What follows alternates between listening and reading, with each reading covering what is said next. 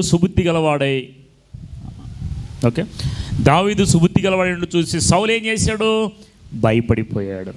ఈరోజు గుర్తుపెట్టుకోండి, నీ ప్రవర్తన, నీ క్యారెక్టరే ఎదుటి వ్యక్తిని భయపెట్టేలా ఉండాలి. ఒక మాట మాట్లాడాల్సిన అవసరము. ఈ మాట నాకు బాగా నచ్చింది. ఎందుకంటే దావీదు మిగుల సుబుద్ధి గలవాడే ప్రవర్తించడం సౌలు చూచి మరీ అధికంగా అతనికి భయపడే. మనుషులు, రాజులు కూడా భయపడతారండి నీవు సుబుద్ధిగా క్యారెక్టర్ బాగుంటే. నీ స్థితిని చూసి అనేక మంది భయపడాలంటే నీకు డబ్బు కాదు కావాల్సింది, నీ మాట మీద నిలబడటం, మంచి బుద్ధి, మంచి ప్రవర్తన ఉంటే రాజులు సైతం నీకు భయపడిపోతారు. అదే దావీదులో చాలా తగ్గింపు. తర్వాత 18వ అధ్యాయము 18 వచ్చిన చూడండి. దావీదు సుబుద్ధి కలిగిన వాడు, విశ్వాసం కలిగిన వాడు, దావీదు భక్తి కలిగిన వాడు. ఇప్పుడు దావీదు గురించి ఆలోచిస్తే ఇంకో విషయం చూడండి, 18 అమ్మ చదువు. అందుకు దావీదు రాజునకు అల్లుడగుటకు నేను ఎంతటి వాడను, నా స్థితి అయినను ఇశ్రాయేలులో నా తండ్రి కుటుంబం అయినను ఏ పాటిది అని సౌలుతో రాజు ఏమన్నాడు? నా కుమార్తెని వివాహం చేస్తానంటే దావీదు ఏం చేసుకున్నాడు? హెచ్చించుకున్నాడు, తగ్గించుకున్నాడు. ఏమన్నాడు? అయ్యో రాజుకి అల్లుడవడానికి నేను. ఈరోజు ఎవరన్నా మినిస్టర్, ముఖ్యమంత్రి వచ్చి ఎవరన్నా అల్లుడు చేసుకుంటారని మీరు ఏం చేస్తారు? అల్లుడు అవ్వకముందే అల్లుడు అయిపోయినట్టు, దేశం అంతా రాసిచ్చినట్టు మీరు ఫీల్ అయిపోతాం చాలామంది. కానీ దావీదు ఏమంటున్నాడు తెలుసా?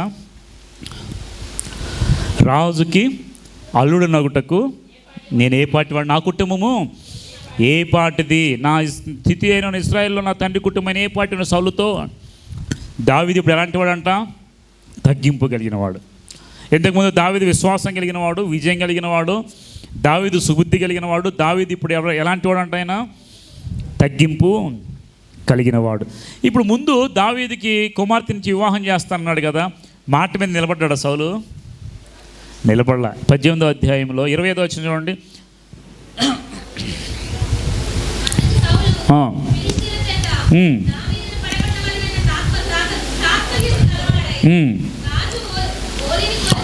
ఓలీని కోరక రాజు శత్రువు మీద పగ తీర్చుకోవాలని ఫిలిష్తీయుల 100 ముందోళ్లను కోరుచున్నాడని దావీదుతో చెప్పుడేనను. వినండి చాలు. ఊరికే రాజ్యం ఇచ్చేసాడా? ముందేం చేశాడు? గెలవగానే ఇస్తాన్నాడు, అవును కదా? గెలవగానే పెళ్లి చేస్తున్నాడు. ఇప్పుడు ఏమంటున్నాడు? పెళ్లి చేయడానికి ఆటంకం పెడుతున్నాడు. ఏమని? శత్రువుల యొక్క ముంగోళ్ళు అంట. అక్కడ అదేనా ఉంది, ముందోళ్ళు కోరుచున్నాడు దావీదుతో. అంటే నువ్వు వెళ్ళి నేను చెప్పిన వాళ్ళ దగ్గరికి వెళ్ళి వాళ్ళని విజయం చేసి ముందోళ్ళు తీసుకొని వాళ్ళని నరికి తీసుకొస్తే నేను అల్లుడు చేస్తా. సౌలు మాట తప్పాడు, దావీదు మాట నిలబెట్టుకున్నాడు. టార్గెట్ ఇచ్చాడు, పెళ్లి చేయాలంటే నువ్వు చేయాలన్నాడు. ఓలి తెలుసు మీకు అందరికీ, వివాహంలో ఓలి ఇస్తారు కదా, ఆ ఓలి కింద కట్నం కింద వాళ్ళ కాళ్ళు ముందోళ్ళు నరికి తీసుకురమ్మన్నాడు అనమాట. దావీదు వెళ్ళి తీసుకొచ్చేస్తాడు. తర్వాత 20వ అధ్యాయం మొదటి వచ్చిన చూడండి. పిమ్మట దావీదు రామాలోని నాయోతు నుండి పారిపోయి యోనతాను వద్దకు వచ్చి, నేనేమి చేసి నేను చేసిన దోషమేమి, నా ప్రాణం తీవెదుకున్నట్లు నీ తండ్రి దృష్టికి నేను చేసిన పాపమేమని అడుగగా ఏం చేశాడు? తర్వాత ఇది తెచ్చిచ్చాడు. ఇక పెళ్లి చేయకుండా ఏం చేస్తాడు తెలుసా? దావీదుని సౌలు రాజు అడ్డగిస్తున్నాడు. వెంటాడి చంపేద్దాం అనుకున్నాడు. అప్పుడు వచ్చి యోనతాన్తో అంటాడు, ఇదిగో యోనతాన్, నేనేం చేశాను నీ తండ్రికి? అపకారం ఏం చేశానా? ఈరోజు నిజంగా మరి నన్ను తరిమి నన్ను చంపడానికి గల కారణం ఏంటని యోనతాన్తో మాట్లాడతాడు. తర్వాత చాలా మాది దావీదు లక్షణాలు మాత్రమే చెప్పుకుందాం. 23వ అధ్యాయం 1 వచ్చిన చూడండి. 23 మొదటి వచనం.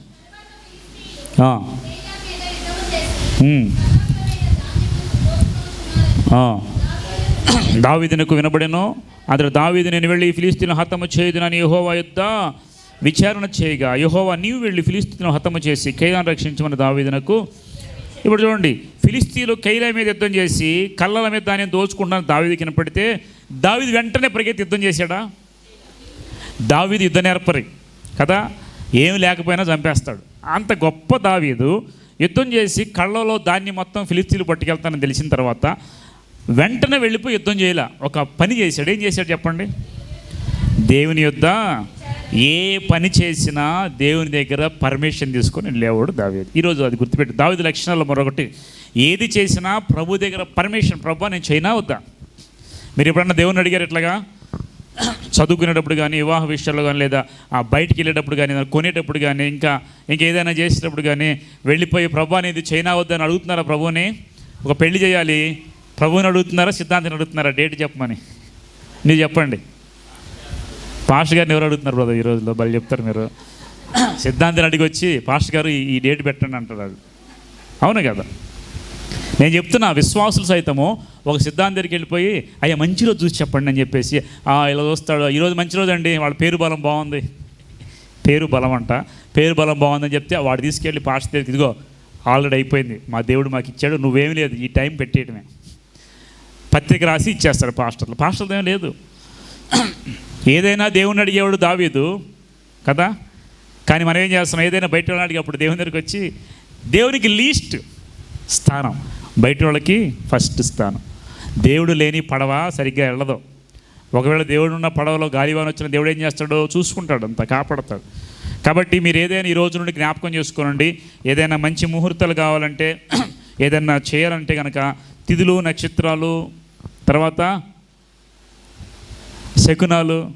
శకునాలు చూసేవాళ్ళంటే దేవునికి భలే కోపం తెలుసా మీకు? శకునిగా అంటారు. దేశంలో ఉండకుండా పంపించేస్తాడు సౌలు. పంపించేస్తే చివరికి దేవుడు మాట్లాడటం మానేస్తే చివరికి వెళ్ళిపోయి శకునిగా దగ్గరికి వెళ్తాడు. ఎవరిని తీసుకురావాలి? సౌలును, సమూయేలును తీసుకురా కింద నుండి అని చెప్పి సమూయేలుని పైకి పిలిపించి మాట్లాడతాడు. శకునిగా దగ్గరగా మంత్రగాళ్ళ దగ్గరికి పరిగెత్తాడు. కాబట్టి దేవుని జీవం గల దేవుని మీద ఆనుకునేవాడు ఎవడు వీళ్ళ దగ్గరికి వెళ్ళడండి. వాళ్ళు ఉన్నాయో తర్వాత సంగతి మనకు అనవసరం. నీ దేవుడు ఏది ఫిక్స్ చేస్తే అది కరెక్ట్. అన్ని దినాలన్నీ కూడా మంచిదని బైబిల్ చెప్తుంది తెలుసా మీకు? దినములన్నీ కూడా మంచిదే. కాబట్టి దేవుని యొక్క మాట చొప్పున దావీదు ఏం చేసేది తెలుసా? ప్రతీది దేవునికి ప్రభువా ఇది చేయనా వద్దా అని ప్రభు దగ్గర విచారణ చేసి ముందుకెళ్ళాడు. కాబట్టి దేవుడు ఏమన్నాడు? వెళ్ళిపోయి యుద్ధం చేసి వాళ్ళని పట్టుకొని వాళ్ళని యుద్ధంలో ఓడించేసి అని చెప్తే అప్పుడు చక్కగా విజయము సాధించాడు. దేవుడు చెబితేనే, దేవుడు ఉంటేనే దావీదుకు విజయం. ఈరోజు మనకు కూడా మన లైఫ్లో దేవుడు ఉంటేనే విజయం, లేకపోతే విజయం వస్తుందా? రానే రా. తర్వాత 24వ అధ్యాయం 3:6 చూడమ్మా. 3 వచ్చిన మార్గమును అన్న గొర్రెల దొడ్లకు అతడు రాగా అతడు గుహ ఒకటి కనపడి అందరూ సౌలు శంఖాన్ని వర్తికపోగా దావీదు అతని జనులకు ఆ గుహ లోపల బాగా ఉండేది కనుక దావీదు జనులు, అదిగో ఈ దృష్టికి ఏది మంచిదో అది నీవు చేయనట్లు నీ శత్రువుని చేతికి అప్పగించిన యెహోవా నీతో చెప్పిన దిన వచ్చిన అతనితో అనగా దావీదు లేచి వచ్చి సౌలుకు తెలియకుండా అతని పై వస్త్రము చెంగు కోసెను. సౌలు పై వస్త్రము తన కోసిన దావీదు మనస్సును వచ్చి అతడు యెహోవా చేత అభిషేకించిన నొందినవాడు కనుక యెహోవా చేత అభిషిక్తుడైన నా ప్రభువునకు నేను ఈ కార్యము చేయను, యెహోవాని బట్టి అతను నేను చంపనని జనులతో. ఒకసారి దావీదుని వెతుకుతూ దావీదుని చంపుదామని శత్రువు తిరుగుతుంటే ఆ శత్రువు గుహలో శంఖానివతకు పోయి అక్కడే రెస్ట్ తీసుకుని పడుకుంటే దావీదు వచ్చి సౌలు దగ్గరికి వెళ్తాడు. శత్రువు ఒంటరిగా దొరికాడు. ఎవరన్నా వదిలిపెడతారా? ఈ రోజుల్లో నీ శత్రువుకు సంబంధించిన గుట్టు నీకు తెలిస్తే వదిలిపెడతారా? ఎవరన్నా చెప్పండి. మైక్ పెట్టేసి ప్రచారం చేసేస్తారు కదా. కానీ శత్రువు దొరికాడు దావీదుకి. వెళ్ళిపోయి అతని మీద గౌరవంతో, ఆ దేవుని చేత అభిషేకించబడ్డాన్ని గౌరవంతో తన వస్త్రభుజంగా మాత్రం వచ్చి తన ప్రాణం తీయకుండా దూరంగా వచ్చి సౌలు రాజా అని చెప్పేసి పిలుస్తాడు. లేదంటే ఆయన వచ్చిన సంగతి తెలిసేది. అంటే చూడండి, ఒక శత్రువు దొరికినప్పటికి కూడా అతనికి ఏది చేయకుండా విడిచిపెట్టగలిగినటువంటి సామర్థ్యం ఎవరికి ఉందంట? దావీదు ఊరికే గొప్పవాడు అవ్వలేదండి, గొప్ప రాజు అవ్వలేదు. దావీదు పిచ్చివాడై రాజు అయ్యి అనుకున్నారా మీరు? దావీదులో ఉన్న గొప్ప లక్షణాలు: దేవుని మీద ఆధారపడేవాడు, విశ్వాసం కలిగిన వాడు, దేవుని స్తుతించేవాడు, తర్వాత దేవుని మీద ఆధారపడే ప్రతిదాన్ని దేవుని అడిగేవాడు. ఇప్పుడు ఏం చేశారు సార్? శత్రువు కనపడినా అపకారం చేయనివాడు దావీదు. శత్రువు దొరికినా అపకారం చేయలేదు, ఉపకారమే. అందుకే సౌలు అంటాడు, ఇదిగో ఈరోజు నువ్వు నన్ను చంపడానికి నీకు అవకాశం దొరికిన, నన్ను చంపలేదు కాబట్టి చూడండి ఒకసారి 24వ అధ్యాయము 17 కూడా. యెహోవా నన్ను నీ చేతికి అప్పగింపుగా నన్ను చంపక విడిచినందుకు ఈ దినం నీవు నాకు అపకారమునకు ఉపకారము, నా అపకారానికి ఉపకారం చేసావు. దావీదు లక్షణాల్లో మరొక లక్షణము, అపకారం చేసిన వాళ్ళకి కూడా. ఈరోజు ఉపకారం చేసిన వాళ్ళకి ఉపకారమే చేయట్లే, మనం అపకారం చేస్తున్నాం. అవునా కదా? మంచి చేసిన వాళ్ళకి మంచి చేయట్లే మనం. బైబిల్ విషయం చక్కగా చెప్తుంది. అపకారము చేసిన వాడికి కూడా ఉపకారం చేసేవాడే దేవుని కుమారుడు దావీదు. అందుకే దావీదుని దేవుడు ఊరికే ఏర్పాటు చేసుకోవాలా. దావీదులో చాలా మంచి క్వాలిటీస్ ఉన్నాయి. అపకారం చేసిన వాడికి కూడా ఉపకారం, కీడు చేసిన వాడు కూడా మేలు చేసే మనస్సు మీలో ఉందా? ఉంటే మీరు నిజంగా దావీదు లాంటి వాళ్ళే. లేదు వాడు ఒకటి చేస్తే నేను రెండు చేస్తానంటే, అపకారానికి ఉపకారము నెపమెన్నగా చేయవాడే నేర్పరి, చిన్నప్పుడు నేర్పించారు. దీని అర్థం ఇది మనకు అర్థమవుతుంది, అంతే కదా. అపకారికి కూడా ఉపకారం చేయవాడే మంచి నేర్పరి. ఇది దేవుని మనకు చెప్పినటువంటి లక్షణం. కాబట్టి మీకు ఎవరైనా కానీ అపకారం చేస్తే దేవుణ్ణి బట్టి ఉపకారం చేయండి అంతే.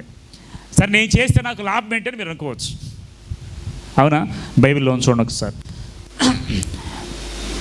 అదే వచ్చిన 17-18 చదువుతాం. 18 చూడండి ఒకసారి. ఈ దినం నీవు నాకు ఉపకారం చేసిన వాడవై నా ఎడల నీకున్న ఉపకార బుద్ధిని వెల్లడి చేసి కనుక నీవు నాకంటే నీతిపరుడవు.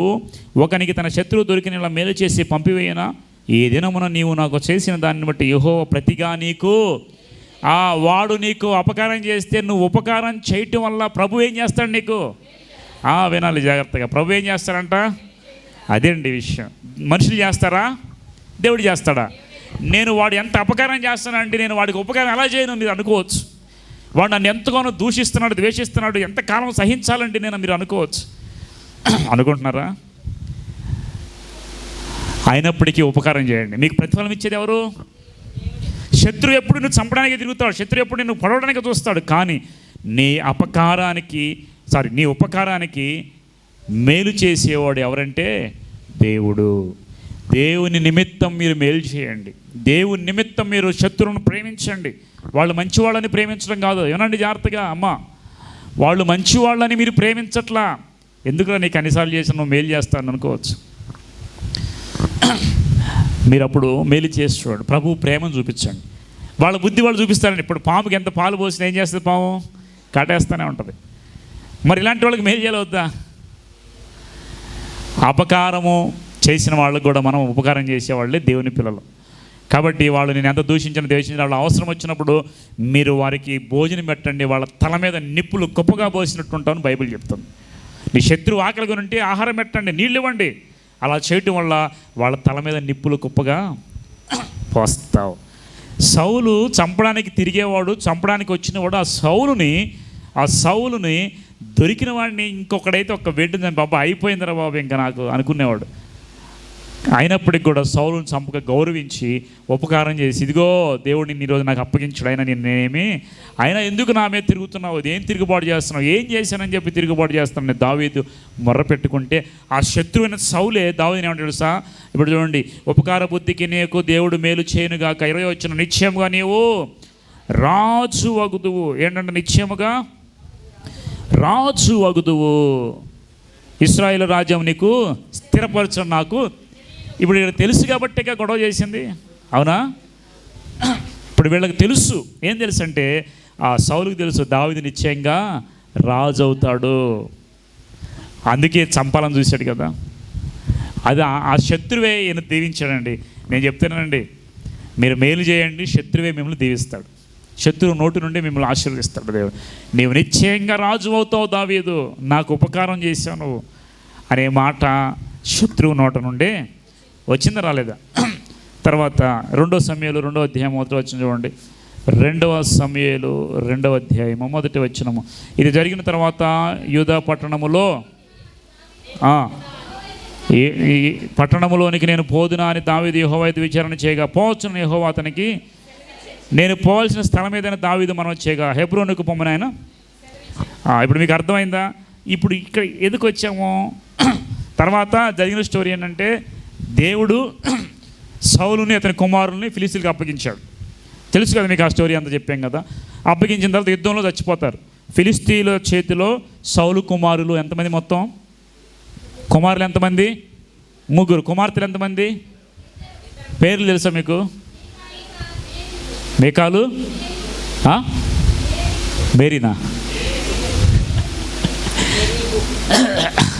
2 కుమార్తెలు. వాళ్ళు దావీదు చేసుకుంది ఎవరిని? మేకాలు కాపురం చేసిందా? దావీదుని హీనపరిచిందంట ప్రభువును స్తుతిస్తూ ఉంటే. అందుకని ఆవిడకి ఎప్పుడు కూడా పిల్లలు పుట్టినే. ఎవరైనా ప్రభువులో ఇన్వాల్వ్ అయిపోయి స్తుతిస్తూ ఆరాధించండి ఆంధ్రీళ్ళు అని మీరు ఎప్పుడు అనుకోకండి. అనుకున్నారు ఎప్పుడైనా? వాళ్ళు మనస్ఫూర్తిగా ప్రభువుని ఆరాధిస్తుంటే వాళ్ళు తన్మయత్వం అంటే మనకు తెలియదు కాబట్టి వాళ్ళని చూసి పిచ్చితనం అనుకుంటాం మనం. ఎప్పుడు కూడా అలా దూషించవద్దు. మేకాలు దావీదంట వస్త్రము లేకుండా మనసాన్ని పట్టుకుని డాన్స్ చేస్తూ నాట్యం చేస్తూ వస్తుంటే పైన చూసి మనసులో హీనపరిచిందంట, హీనంగా చూసింది. అందుని బట్టి దేవుడు ఆమెకి గర్భాన్ని తర్వాత వాళ్ళిద్దరికి డైవర్స్ అయిపోయిన ఇంకొకరికి ఇచ్చి వివాహం చేసుకుంది. దావీదు వేరే వాళ్ళని చేసుకుంటాడు మళ్ళీ. కాబట్టి అది నిలబడలేదు, హీనంగా చూసింది, నిలబడలా. అయితే వినండి, ఇప్పుడు సౌలు అతని కుమారు ఇద్దరు యుద్ధంలో చనిపోయిన తర్వాత దావీదు వచ్చి నేనే రాజునని కూర్చున్నాడా సింహాసనం మీద. ప్రభువుని అడుగుతున్న, ప్రభువా నేను వెళ్ళనా వద్దా అడిగితే ప్రభు అంటాడు, నువ్వు వెళ్ళు. నేను ఎక్కడికి వెళ్ళాలి ప్రభువా అని తెలుసు, సౌలు రాజ్యం ఎక్కడ పడిపోయింది అక్కడికి వెళ్ళాలి. కానీ దేవుడిని అడిగితే ప్రభు ఏం చెప్పాడు, నీవు పోవాల్సిన స్థలం ఏదైనా దావీదు మనం చేయగా హెబ్రోనుకు పొమ్మని ఆయన. ఇప్పుడు మీరు అడిగితే దేవుడు మీకు జవాబు ఇస్తాడు లేదా, ప్రభు నేనేం చదువుకోవాలి, నేను ఎక్కడికి వెళ్ళాలి అని అడిగితే ప్రభు సెలవు ఇస్తాడు లేదా? ఖచ్చితంగా. నేనేం చదవాలో ఇస్తాడు, మీరు ఏం చేసుకోవాలో మీకు సెలవిస్తా. ఒకసారి దేవుడు మనకి సెలవు ఇవ్వడు కాబట్టి ఏం చేయాలి తెలియక తప్పుడు అడుగులు వేస్తూ ఉంటాం. ప్రతి ఒక్కరు కూడా దేవుడు చెప్పేది మనం అర్థం చేసుకోక తప్పుడు అడుగులు వేస్తూ ఉంటాం. కానీ దేవుని అడిగితే తప్పనిసరిగా ఎక్కడికి వెళ్ళాలో ఎక్కడ ఉండాలో కూడా దేవుడు ఖచ్చితంగా, అంటే తొందరపాటు లేకుండా ప్రతిదాన్ని దేవుణ్ణి అడిగి ముందుకెళ్ళేవాడే ఈ యొక్క దావీదు. అదవుతుందా? దావీదు లక్షణాలు ఇప్పటివరకు ఏం చెప్పాను ఒకసారి చెప్పండి ఫస్ట్ నుండి. దావీదు దేవుని స్తుతించేవాడు ఒకటి, తర్వాత దావీదు అభిషేకించబడ్డాడు, తర్వాత దావీదు విశ్వాసం కలిగి యుద్ధం గెలిచాడు, తర్వాత దావీదు ఏం చేశాడు, దేవుని మీద ఆధారపడ్డాడు, ఇంకా ప్రతిదాన్ని దేవుడిని అడిగేవాడు, తర్వాత రాజుని గౌరవించాడు, తర్వాత శత్రువు దొరికిన ఉపకారం చేశాడు, తను తాను తగ్గించుకున్నాడు. ఇవన్నీ దావీదు లక్షణాలు. ఇవన్నీ మనలో ఒకటన్నా ఉందంటారా? ఇన్ని లక్షణాలు ఒకటన్నా ఉందా? మనకి ఒకటన్నా ఉందా? ఏం లేదు కదా. ఎందుకు పనికిరాని వాళ్ళం మనం. అలా ఉంటేనే దేవుడు ఏర్పాటు చేసుకున్నాడు గొర్రెల కాపరిగా ఉన్నవాడు. అధికారం వచ్చింది కానీ పెట్టి వెళ్ళిపోయి సింహాసనం ఎక్కడా ఎక్కడ దేవుణ్ణి అడిగి ప్రభు నన్ను వెళ్ళమంటావా లేదా అని ప్రభు దగ్గరికి వెళ్ళాడు. తర్వాత ఇంకా దావీదు గురించి చాలా ఉంది, నెక్స్ట్ ఎపిసోడ్ చెప్పుకుందామా? దావీదు గురించి చాలా స్టోరీ ఉంది. ఇప్పటివరకు నేను అప్పటికి కటింగ్ చేసి వస్తేనే సగం అవ్వాలి. ఇంకా ఆ దావీదు విజయం యుద్ధం గురించి మాట్లాడుకుంటేనే మనకు ఒక పూటంతా పట్టింది. నెక్స్ట్కి చెప్తాను. ఈరోజు వరకు ఇవి ఎక్కువ ఆహారం తిన్నా మాకు మిగలదు. మళ్ళీ దావీదు తర్వాత పాపం చేస్తాడు, దావీదు తర్వాత ప్రతిఫలం పొందుకుంటాడు, దావీదు తర్వాత ఎలాగా నష్టపోయాడు అనే విషయాలు కూడా చాలా ఉన్నాయి. కాబట్టి జాగ్రత్తగా వినండి. దావీదు ఈరోజు దేవుని దృష్టిలో దావీదు హృదయానుసారుడు అని బైబిల్ గ్రంథంలో ఉంది. హృదయానుసారుడు అంటే ఏంటి?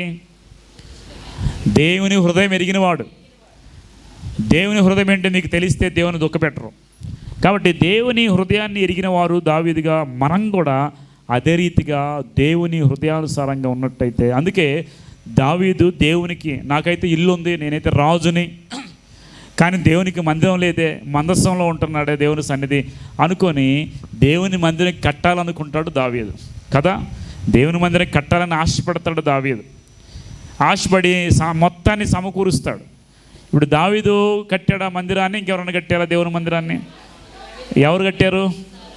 దావీదే యుద్ధాలు చేసి రక్తం అంటింది కాబట్టి పరిశుద్ధమైన ఆలయాన్ని కట్టడానికి నీ చేతులు సహకరించు, కాబట్టి నీ కుమారుని ద్వారా నేను మందిరం కట్టిస్తానంటే దావీదుకు ఆశ ఏంటి తెలుసా? నేను కట్టాలి దేవుని మందిరాన్ని. అందుకనే ఆయన ఏం చేస్తారంటే ఎక్కడెక్కడ ఉన్నవన్నీ కూడా సమకూర్చి రెడీగా పెడతాడు. పెట్టేసి సొలొమోను వచ్చిన తర్వాత సొలొమోను చేత కట్టింపజేస్తాడు. సమస్తాన్ని ఇచ్చి మందిరం కట్టడానికి బంగారమే కానీ, చెక్కలే కానీ, ధనమే కానీ, ఆ దావీదు కట్టిన మందిరానికి దాదాపు 2 లక్షల కోట్లు అవుతుందండి. ఇప్పుడు దాదాపు 2 లక్షల కోట్ల పైగా దావీదు కట్టించిన మందిరం తెలుసా మీకు? 2 లక్షల కోట్లకు పైగా ధనమవుతుందంట కట్టిస్తే. ఇది నేను ఎక్కడో విన్నాను, మరి ఎగ్జాక్ట్ కరెక్ట్ కాదో నాకు తెలీదు. ఇప్పుడున్న మనీతో ఎస్టిమేట్ చేస్తే దాదాపు 2 లక్షల కోట్ల పైగా మనీ ఒక మందిరం కట్టడానికి. ఒక చిన్న మందిరం కట్టాలంటే మనం ఎంత అల్లాడిపోతున్నాం చూడండి. కానీ ఆ రోజు దావీదు అన్నీ సమకూర్చి, మనందరికీ గృహాలు ఉన్నాయి కానీ దేవునికి గృహం లేదు కాబట్టి దేవునికి ఒక మందిరం కట్టాలనుకున్నాడు. ఆ మందిరం కట్టడానికి దావీదు సొలొమోనుకి సమస్తాన్ని అనుగ్రహించి సమృద్ధిగా సమకూర్చాడు. ఓకే, అర్థమైంది మీ అందరికీ? దావీదు గురించి ఒకసారి చెప్పండి, దావీదు లక్షణాలు ఒకసారి చెప్పండి. దావీదు ఎలాంటి వాడంట? ఏమా? దావీదు సరే ఎర్రనివాడు సుందరుడు ఆయన పుట్టిక, అది ఓకే. మళ్ళీ ఆ మాట చెబితే ఎర్రగలిగిన వాడు బాధపడతాం. దావీదు ఎలాంటి వాడు? విశ్వాసం కలిగిన వాడు, ప్రభువును స్తుతించేవాడు. తర్వాత ఈ గుర్తుపెట్టుకోండి, మొత్తం అవసరంలా చెప్పండి. ఎలాంటి వాడు? మరలా సుబుద్ధి కలిగిన వాడు, విశ్వాసం కలిగిన వాడు, దేవుని మీద ఆధారపడేవాడు, తగ్గింపు కలిగిన వాడు. ఇంకా ఏ పని ఇస్తే ఆ పని బాగా చేస్తాడండి పర్ఫెక్ట్గా. ఇంకా నాకేం అర్థం కావట్లే. అమ్మకమా? అపకారమా? ఓకే, అపకారానికి ఉపకారం ఇది చాలా మంచి క్వాలిటీ దావీదు దగ్గర కదా. ఎవడైనా కీడు చేస్తే వాడికి మేలు చేసే బుద్ధి ఎవరికైనా ఉంటుందా? కీడుకి 2 కీళ్ళు చేస్తారు. వాడు ఒకటి చేస్తే మనం 2 రాళ్ళు వేస్తాం. కానీ ఉపకారం చేసేవాడు. ఇవన్నీ కూడా క్రీస్తుని బట్టి దావీదు నేర్చుకున్నాడు. దావీదుని బట్టి మనం నేర్చుకోవాలి. కొద్దిగా ఎవరైనా నీకు కీడు చేస్తే మేలు చేయడానికి మీరు ప్రయత్నం చేయండి. ఖచ్చితంగా దేవుడు మనల్ని ఆశీర్వదిస్తాడు. దేవుడు ఈ మాటలు దీవించి ఆశీర్వదించును గాక. చెప్దాం అందరూ ఆమేన్, ఆమేన్. ఓకే, పిల్లలు ఇంకా రాలి ఇందులోకి. ఆమేన్, ఆమేన్. మీరు మాటలు ఆపండి ఇంకా. ఓకే ఓకే, ప్రార్థనలోకి వెళ్దాం. మనం ఎక్కడోళ్ళు అక్కడే ప్రార్థన చేస్తూ ఉండండి. దావీదు వంటి లక్షణాలు నాకు కావాలి ప్రభు అని మీరందరూ ప్రార్థన చేయాలి. తలలో ఉంచండి, ప్రార్థన చేసుకుందాం. తలలో ఉంచాలి. అందరూ ప్రార్థన చేద్దాము. అందరూ దేవా యేసు మీకు వందనాలు, స్తోత్రాలు. సర్వశక్తి కలిగిన తండ్రి, మీకే కృతజ్ఞతాస్తుతులు, స్తోత్రాలు చెల్లిస్తూ ఉన్నాను తండ్రి. మహిమ కలిగిన దేవా, మహాపరిశుద్ధుడా, మీకు వందనాలు. ఈ దినమును మనం ప్రేమించి సజుల లెక్కలో ఉంచి ఎందుకు పనికిరాని మమ్ములను ప్రభా ఈ దినమున మీరు ఆశీర్వదించి నీ సన్నిధిలో చేరి నిన్ను స్తుతించుటకు మాకు ఇచ్చిన అవకాశాన్ని బట్టి నీకు కృతజ్ఞతాస్తుతులు చెల్లిస్తూ ఉన్నాం. గొప్ప దేవుడు నాయన, ఆశ్చర్యకరుడా, ఆలోచనకర్త, సర్వశక్తి కలిగిన యేసు, సర్వోన్నతుడా, మీకే కృతజ్ఞతాస్తుతులు చెల్లిస్తూ ఉన్నాం. మీ ఆత్మతో మమ్మల్ని నింపండి. దావీదు వంటి మంచి స్వభావమును మీరు మాకు దయచేయండి దేవా. దావీదు వంటి గొప్ప స్థితిని మాకు అనుగ్రహించమని ప్రార్థన చేస్తున్నాను తండ్రి. ప్రార్థన చేద్దాం. అందరూ ప్రార్థన చేయాలి. మన ప్రభు యొక్క శరీరమును, ప్రభు యొక్క